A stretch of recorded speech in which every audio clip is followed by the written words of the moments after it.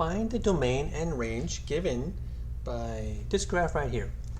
Okay, so I don't know what you call it, a little bit half of a football, or it's probably an ellipse or like an oval, right? It's a smooth curve, right? So we see with this graph here, right? Essentially that means every point in between is accounted for, right? The key are sort of the endpoints, right? We see one endpoint here. Now that's a closed circle, and we see another endpoint here that is also another closed circle. Okay. So how are we going to express then the domain and the range of this graph?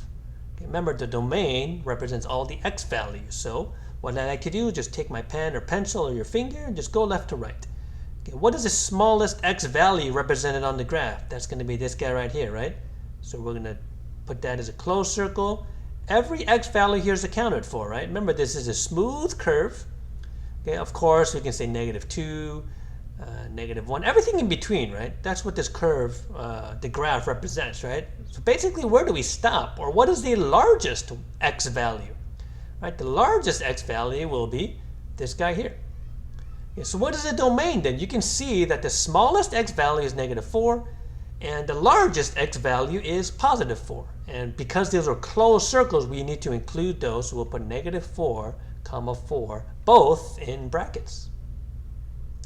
For the range, those are just the y values, right? So we need to go bottom to top. Smallest to largest y value. So as you move your pen or pencil or your finger bottom to top, you notice there is no part of the graph down here.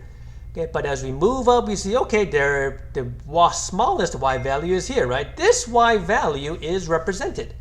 Okay, so as we move up, we take this y value, and then we go all the way up till this y value here. Okay? Now don't be fooled by this. All because there's no dot or circle here, right? It doesn't mean that this y value is not represented.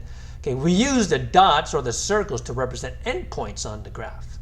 So what is the smallest y value here? The smallest y value is 0, and the largest y value is 2. We do include them, so we need to put brackets for both. Okay? So the domain will be all real numbers between -4 and 4 inclusive. And the range will be all y values between 0 and 2 inclusive.